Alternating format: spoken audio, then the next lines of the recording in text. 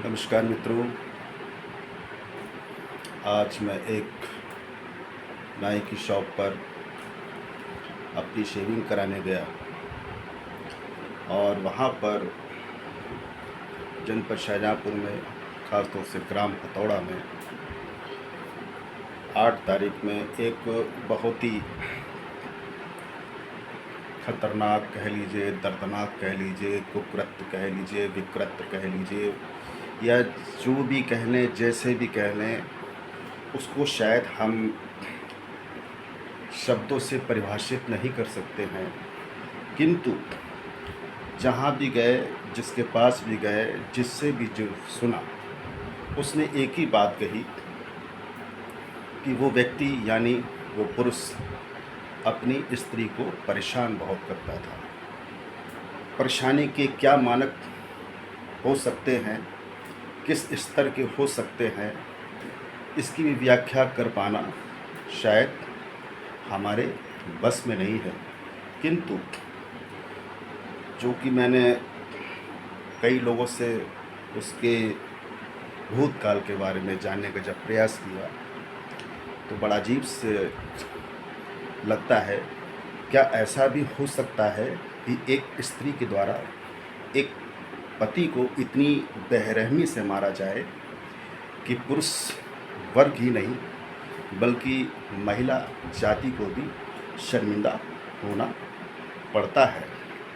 कुछ लोगों ने बताया नई नई शादी हुई, सन 2001 के बीच में शादी हुई, वो महिला बहुत ही सुसज्जित, कार्य सुसज्जित, भारतीय संस्कृति से ओतप्रोत, गृह कार्य में पूर्ण तरीके से गृह दक्ष, यहाँ तक कि अपना और अपने बच्चे का पालन पोषण करने के लिए उसने एक छोटा सा घर में बुटीक भी खोला और मतलब भर का खर्चा निकल आता था।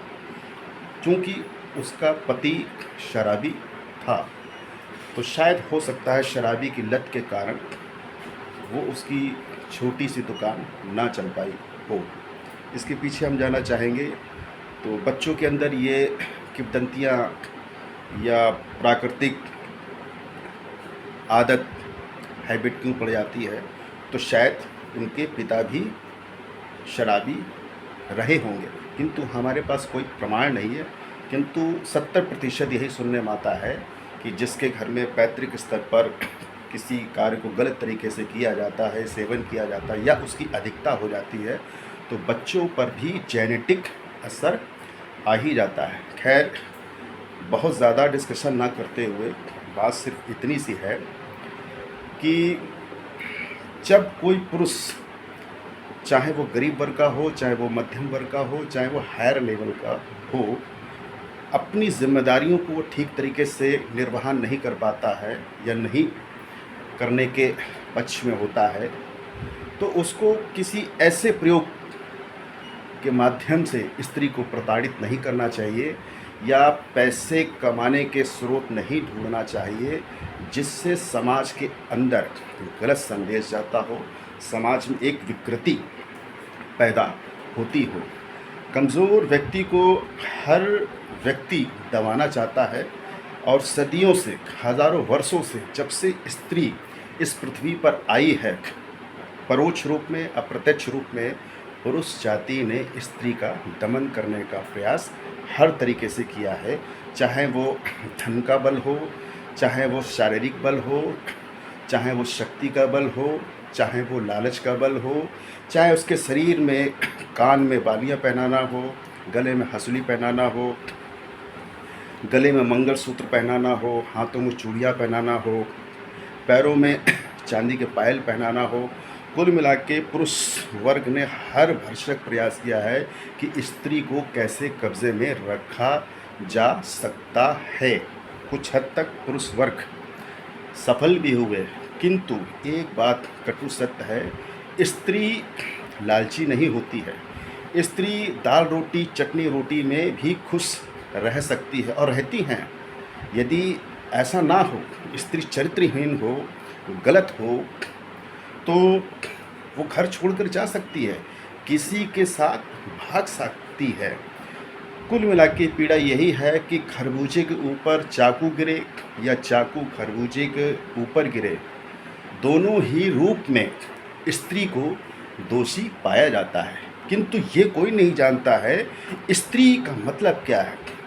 इतिहासकार अपने अपने तरीके से वर्णन करते हैं, किंतु हम स्त्री को अपनी तर्क विधि के द्वारा वर्णन करना चाहेंगे। स्त्री, अगर अंग्रेजी में कहेंगे तो प्रेस जब बहुत ज़्यादा गर्म हो जाती है तो कपड़ा क्यों ना ही कितना भी मजबूत हो, वो जला देता है। उस कपड़े की उसकी वो हालत कर देता है कि कपड़े का कचूमड़ निकल जाता है।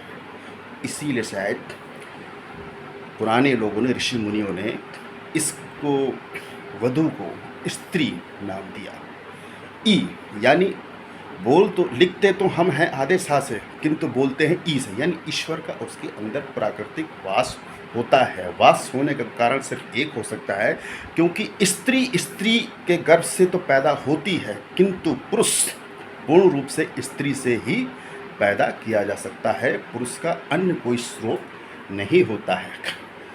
तीसरी बात हम ये कहना चाहेंगे, पुरुष को भी अपनी मर्यादा में रहना चाहिए। स्त्री का दमन वो वहाँ तक करे जहाँ तक संभावित हो। यदि आपको किसी भी प्रकार से अपनी पत्नी पर या शक की संभावना पैदा होती है तो बेहतर है उसको आप फ्री छोड़ दीजिए, बैठकर वार्तालाप कर लीजिए। जो व्यक्ति जहाँ जाना चाहता है उसे जाने दीजिए। यही बात पुरुष पर भी लागू होती है। यदि स्त्री को लगता है कि उसका पति गलत रास्ते पे जा रहा है तो फ्री माइंड छोड़ दीजिए। कुल मिलाकर जीवन जीने के लिए पेट की भूख का तैयारी करना आवश्यक होता है। सरकार हर तरीके से सुविधाएं दे रही हैं, किसी भी तरीके से मेरी समझ में सरकार दोषी नहीं है। अब कहीं भी जाएंगे, आज की तारीख में देख लीजिए और पहले भी देख लीजिए कि शिक्षा के माध्यम से आप अपनी पेट पूजा का एक प्रकार से नहीं, कई प्रकार से धन को अर्जित कर सकते हैं और अपने जीवन को खुशहाल बना सकते हैं। इसके लिए पुरुषों से कहीं ज़्यादा स्त्री का पढ़ना अति आवश्यक है। चूँकि स्त्री अगर पढ़ी लिखी होगी तो उसको ये समझ में आ सकता है कि उसको किसकी संगति करनी है, किसकी संगति नहीं करनी है, सत्संग की ओर जाना है कि झूठ के संग की ओर जाना है, परिवार का लालन पालन पोषण कैसे करना है, परिवार से कैसे संघर्ष करना है, अपने परिवार में दूसरे परिवार से बचने का कौन से रास्ते अपनाए जा सकते हैं, कौन से अपनाए नहीं जा सकते हैं। कुल मिलाकर ये जो घटना घटित हुई है बहुत ही गंभीर घटना घटित हुई है। जिसने भी सुना, जिसने भी देखा, वो हतप्रभ रह गया। और हम तो यही चाहते हैं, ख़ास तौर से पुरुषों से अपील करना चाहेंगे कि वो शराब पीते हैं तो बहुत सोच समझ कर पिए, अपनी मेहनत की कमाई से पिए। पहली बात तो पिए ही ना, किसी भी सूरत में ना पिए। यदि पीते भी हैं तो लिमिट क्रॉस ना करें। इसकी एक विधि है, टाइम, लिमिट, स्टैंडर्ड, प्लेस, जहाँ तक हो सके, जैसे भी हो सके। ये एक विनाशकारी औषधि होती है। जब अधिकता हो जाती है तो आपको कुछ भी नहीं समझ में आता है, आपका अपने ब्रेन पर किसी भी प्रकार से कंट्रोल नहीं होता है, बल्कि अन्य लोग पैसों को लालच देकर, प्रलोभन देकर आपके मस्तिष्क पर हावी हो जाते हैं, आपके परिवार के ऊपर हावी हो जाते हैं। और ख़ास तौर से जो आपके परिवार में महिलाओं से संबंधित जितने भी लोग होते हैं उस पर पुरुष जाति के लोग गलत नीयत से बारंबार प्रयास करते हैं, किंतु वो किस हद तक कितना सफल होते हैं, कितना नहीं सफल होते हैं, ये एक भविष्य का विषय है। कुल मिलाकर अंत में हम यही कहना चाहेंगे, इस प्रकृति में जिसने भी जैसे भी कर्म किए हैं उसको उसके कर्म फल के अनुसार मृत्यु का भागी होना पड़ता है। हमारे हिसाब से उस व्यक्ति ने इतना प्रताड़ित किया है, इतना प्रताड़ित किया, ऐसा सुनने में आता है कि ये मसला एक दिन का नहीं है, कई वर्षों का, 6 साल का ऐसा सुनने में आया है कि कमरे में बंद कर दिया जाता है, 3 दिन तक खाना नहीं दिया जाता है, पानी नहीं दिया जाता, एक हफ्ता हो जाता है। और ऐसे पता नहीं कितनी प्रकार से, किस पीड़ा से उस स्त्री ने अपना जीवन जिया होगा।